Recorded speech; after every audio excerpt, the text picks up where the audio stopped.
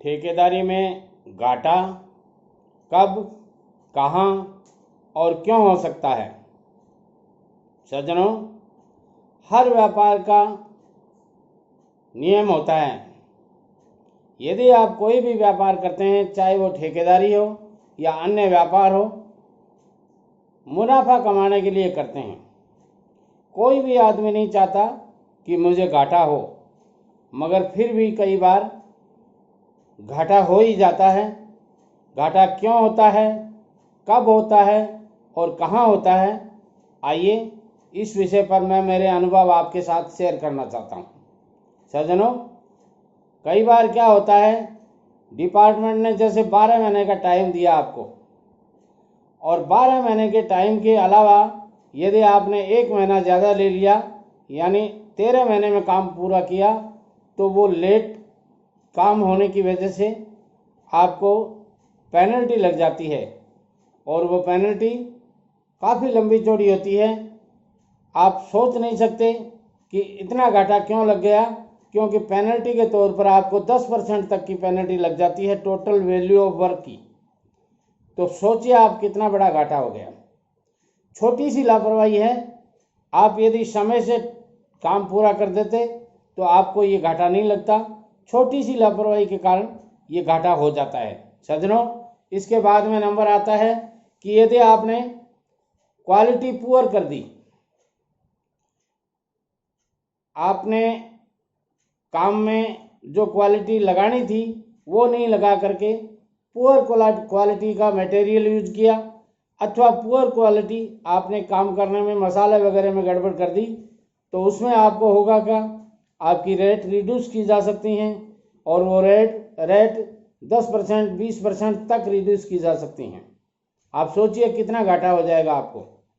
और इसके अलावा आपके वर्क को डिसमेंटल किया जा सकता है, तोड़ा जा सकता है, अथवा रिकंस्ट्रक्शन करवाया जा सकता है। इसके बावजूद यदि इससे भी संतुष्ट नहीं होते हैं अफसर, तो आपके लाइसेंस को टर्मिनेट किया जा सकता है, आपको ब्लैक लिस्ट किया जा सकता है। बातें छोटी छोटी हैं, मगर इनके वो रहीम जी वाले से दो हैं ये कि देखने में छोटे लगे घाव करे गंभीर। ये बातें देखने में बहुत छोटी लगती हैं, मगर इतने बड़े घाव कर देती हैं कि नए नए ठेकेदार तो, वो कहावत है अपने यहाँ देसी कहावत कि अब की बार मोड़ियो मूंड बढ़ायो और अब की पड़ गया ओढ़ा। यानी इसी बार तो उसने वर्क लिया और इसी बार में ये गलतियां कर दी तो वो बराबर हो जाएगा। इसीलिए मैं आपको बार बार कहता हूँ, इन गलतियों को कभी मत दोहराइएगा। इसके अलावा समय पर आप साइट पर सामान नहीं भेज पाते हैं। कई बार क्या होता है, ईंटों की ज़रूरत होती है आपके वर्क पे, ईंट 3 दिन लेट आ रही हैं, 3 दिन लेबर बैठी रहती हैं। अब जब ईंटें आ गई, 2 दिन काम चला, फिर सीमेंट कम पड़ गई, सीमेंट के लिए 1 दिन इंतजार करना पड़ता है। इस तरह आपकी लेबर वेजेज बढ़ती जाती है, और बढ़ी हुई लेबर वेजेज आपको परेशान करती हैं। वो आपको 2 से 3-5% का घाटा दे ही देती है। ये छोटी छोटी बातें हैं जो आपको परेशान कर सकती हैं। लेबर बेकार बैठी रहती है, लेबर वेजेज बढ़ जाती है, सीमेंट 2 दिन 5 दिन बाद आती है, और इन्वेस्टमेंट आपका है वो प्रॉपर नहीं है। आप प्रॉपर इन्वेस्टमेंट करके वर्क को नहीं चला रहे, इधर उधर से आप लाना नहीं चाहते, पेमेंट हुआ नहीं है, और आपका वर्क पैसे के अभाव में रुक जाता है। सज्जनों, इस तरह का ध्यान रखना चाहिए। इसके बाद में अगला नंबर आता है कि लेबर वेलफेयर के बारे में आप कितना ध्यान रखते हैं। सज्जनों, काम कौन करता है? काम आपके लेबर करते हैं। वर्क कौन करता है? आपका हेड मिस्त्री करता है, आपके सुपरवाइजर करते हैं। उनके रहने की आपने प्रॉपर व्यवस्था नहीं कर रखी है, वो नए ढंग से रात को नींद ले पाते हैं, आंधियाँ वगैरह चलती हैं, न उनके पास गर्मी को रोकने का कोई साधन है, न कोई सर्दी का रोकने का साधन है, और न कोई तीज त्यौहार पे आप उनको गिफ्ट देते हैं। समय समय पर उनका प्रमोशन नहीं करते। जब वो चाहते हैं कि अब हमारा प्रमोशन होना चाहिए, आप अकड़ के बैठ जाते हैं, नहीं मैं तो यही रेट दूंगा, तुम्हारे जैसे तो काम करो, तुम नहीं करो। सज्जनों, काम वो जरूर करेंगे आपके यहाँ, मगर मन से नहीं करेंगे, और बेमन से किया हुआ काम आप समझते हैं परेशानी भरा हो सकता है। अंततोगत्वा आप जितना उनको दे रहे हैं, अब आपने कह दिया कि काम करो तो करो, नहीं करो तो नहीं करो, तो वो काम तो जरूर करेंगे आपके यहाँ दिखाने के लिए, मगर वो प्रॉपर प्रोग्रेस आपको नहीं दे पाते हैं, इसलिए भी आपको घाटा हो सकता है। और कई बार क्या होता है कि ठेकेदार स्वयं पेमेंट लेने में आलसी हो जाते हैं। आपकी अर्नेस्ट मनी कब रिफंड होनी थी और आपने 6 महीने बाद में करवाई, अब 6 महीने तक आपका पैसा बिना मतलब हेल्ड अप रहा और उसका लॉस आपको भुगतना पड़ता है। आपकी सिक्योरिटी डिपॉजिट जो आपके अगले पिछले वाले बिलों में कटी थी, फाइनल बिल हो चुका, अब आपको सिक्योरिटी डिपॉजिट का पेमेंट लेना था, मगर आपके आलस के कारण वो नहीं लिया जा पाया, इसलिए अब आगे के कामों में शुरू करने में दिक्कत होती है। फंड्स की अवेलेबिलिटी नहीं हो पा रही है, आपके रिसोर्सेज सही नहीं बन रहे, तो कहाँ से आपके पास पैसा आएगा। फाइनल बिल वक्त पे नहीं करवाते हैं, करवा लेंगे, कितना सा पैसा है फाइनल बिल में, आप सोचते हैं अरे 1% पैसा पड़ा है फाइनल बिल में, अरे 1% नहीं पड़ा है भाई, जब एसडी निकलेगी तो वो फाइनल बिल के बिना नहीं निकलेगी, और जितना आप फाइनल बिल में लेट कर रहे हैं उतना ही एसडी में लेट हो जाते हैं, और एसडी में आप समझते हैं 5-7% पैसा रह जाता है आपका। तो इस तरह आप बहुत सी गलतियां कर देते हैं, इनके कारण आपको घाटा हो जाता है।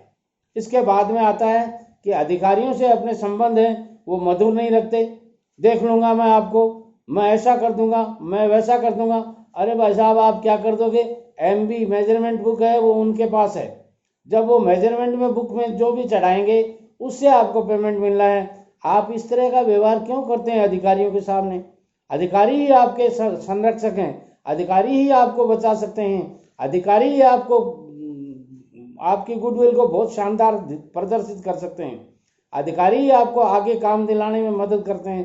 तो फिर अधिकारियों के सामने मतलब वो कहावत है कि उसी का खाए और उसी को आंख दिखाए, कैसे चल सकता है, नहीं चल सकता।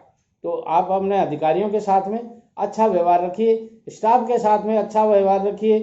आप जहाँ जहाँ आपका वर्क चल रहा है उस साइट के ऊपर जो भी अधिकारी आपके अदर डिपार्टमेंट्स के भी, सपोज कीजिए आपका काम चल रहा है रोड का और पीएचडी का अधिकारी उधर से निकल रहा है, तो आप उनसे भी अच्छी तरह से दुआ सलाम कीजिए, उनसे अच्छा सा व्यवहार कीजिए, क्योंकि आपको तो कल पीएचडी में भी काम करना है, एक डिपार्टमेंट से तो पेट नहीं भरता, तो आपको जगह जगह हर डिपार्टमेंट में काम करना पड़ता है। आप बहुत ही डाइवर्सिफाइड काम करते हैं, तो डाइवर्सिफाइड काम करने के लिए आपको सारे अधिकारियों से अच्छे संपर्क रखने पड़ते हैं सज्जनों। इसके बाद में आता है कि आप अपने व्हीकल्स हैं उनमें नई नई टेक्नोलॉजी ला रहे हैं कि नहीं ला रहे हैं। कई बार क्या होता है व्हीकल आपका बहुत फ्यूल खा रहा है, अब आपने उसको ध्यान ही नहीं दे रहे, वो फ्यूल चाटे जा रहा है और आप सोच रहे हैं कि अच्छा कमा रहे हैं, अरे अच्छा क्या कमा रहे हैं, जितना वो कमा के लाता है उतना वो फ्यूल में खा जाता है। तो आप अपने इक्विपमेंट्स हैं, आपके ट्रक्स वगैरह हैं, गाड़ियाँ वगैरह हैं, उनका प्रॉपर ध्यान दीजिए। जब आप उनका प्रॉपर ध्यान नहीं देंगे तो वो आपको कमा के कैसे देंगे। ऐसे छोटे छोटे बहुत ही खर्चे हैं जो आपको घाटा दे सकते हैं सज्जनों। कई बार क्या होता है साइट पे लीकेज होने शुरू हो जाते हैं। मैं लीकेज को क्लेरिफिकेशन नहीं दे पाऊंगा, अच्छा नहीं लगता, वो शोभा नहीं देता, मगर लीकेज कैसे कैसे होते हैं, कैसे कैसे वहाँ आपके यहाँ मतलब थोड़ी थोड़े छोटे छोटे लीकेज होने शुरू हो जाते हैं, तो उन लीकेजेस को आप बंद कीजिए।